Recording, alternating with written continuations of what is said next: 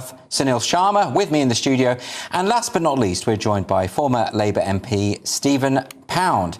So Sunil, since you're here, I want to ask you first, how can we stop this? Because it looks like it's spiralling out of control. It's escalating from city to city. What do we do? I think the way to stop this is start to actually ask the question, why?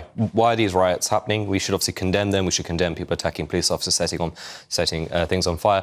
But we need to ask the question is, what has happened to this country that a large group of people feel silenced? They cannot speak. They cannot speak about the problems of mass immigration. And when you do, you're labelled, even people on the right or left, you know, you're common sense people who want to have these discussions, you're labelled as a far-right person.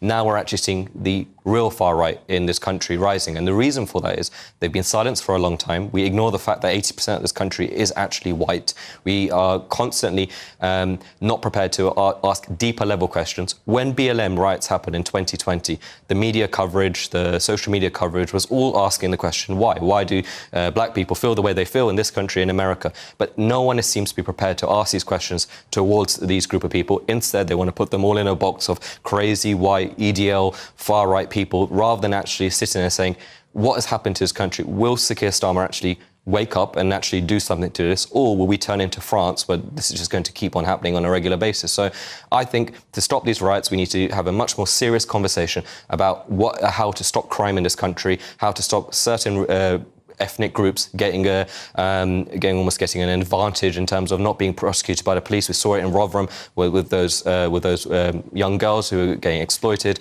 We need to have some serious questions about this. Until then, I don't think the riots will stop anytime soon. I want to bring in Stephen Pound here, just off the back of what Sunil was saying there. And, you know, he's alluding there to this idea of two-tier policing.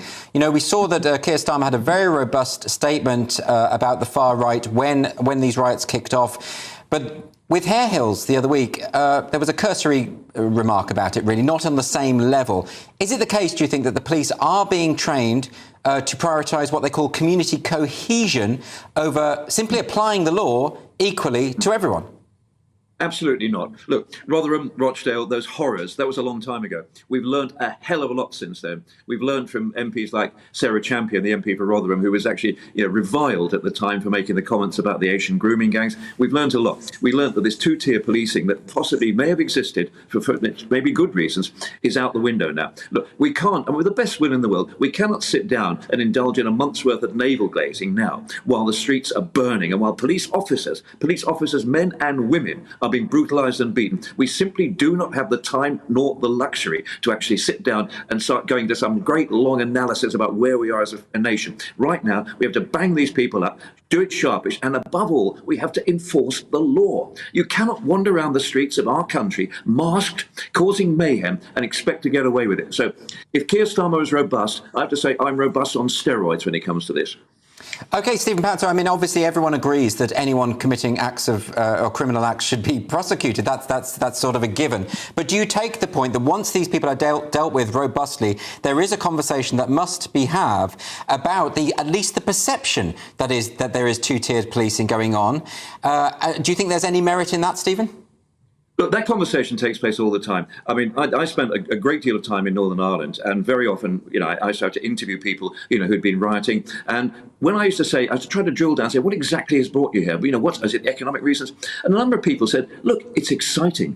We used to call it recreational rioting. There are a number of people, and it's not detracting from the genuine visceral anger that exists in this country, but there are still a number of people who think this is a damn good night out to have a bash at the plod and to actually get lagered up and start being a star on social media. There's some people who actually think there's such a thing, God help us, as recreational rioting. We've got to separate them out from the people that have been talked about, we've already been mentioned this afternoon, who have a real, genuine, underlying disconnect from the rest of society. And the rest of society have a duty to reach out and bring them in, because we cannot have a good country for any of us to live in, and this is a good country for all of us to live in. Neil Hamilton, I want to bring you in on this. Do you think that Stephen Pound has a point, that a lot of this is pure opportunism from what Keir Starmer has described as far-right thugs?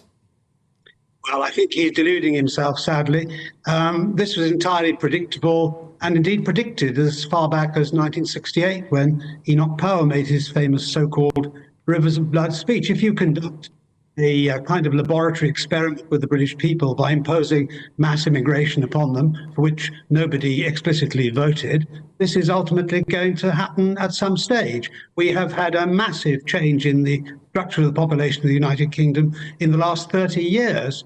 When Tony Blair opened the floodgates in 2004 to allow mass migration from Eastern Europe, that was merely the start of what has now become mass migration from other parts of the world. We added 750,000 people to our population last year in 1 year alone.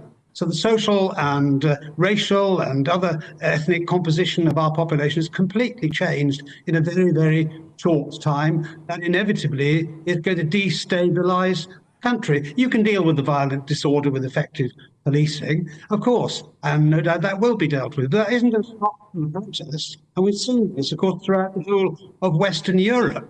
And the elites have tried to pretend that their policy of mass multiculturalism, which nobody wants and nobody voted for, can be surreptitiously imposed upon a nation. But that isn't going to succeed. And this is merely, I think, a foretaste of what is to come if political elites don't wake up. I mean, Starmer, of course, exemplifies the condescending political elite who has absolutely no interest in the fears and resentments of ordinary people, especially if they're white and working class. The Labour Party has completely lost touch with its original roots and is now effectively an identity politics party. Although it's come back to bite him on the bum, hasn't it? Because in various parts of the country now, Labour MPs are being defeated by people who are even more extreme. But Neil, there are ways to protest peacefully against this kind of thing without trashing hotels and setting fire to police cars. I mean, surely these protesters are completely undermining some of the grievances that you've laid out there. If all they can do is riot.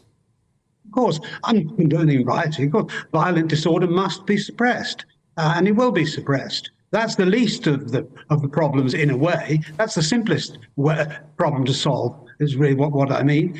What we do need to solve is, how do we stop this getting worse?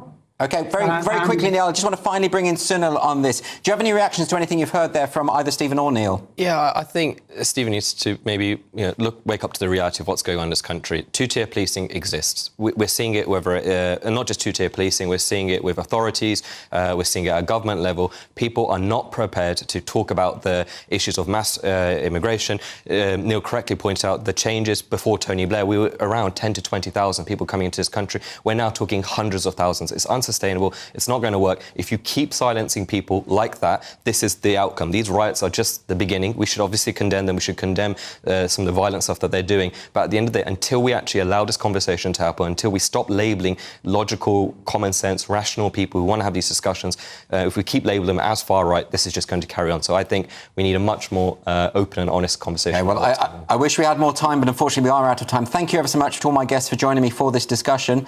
You're with Andrew Doyle. I'm sitting in for Nana Akua.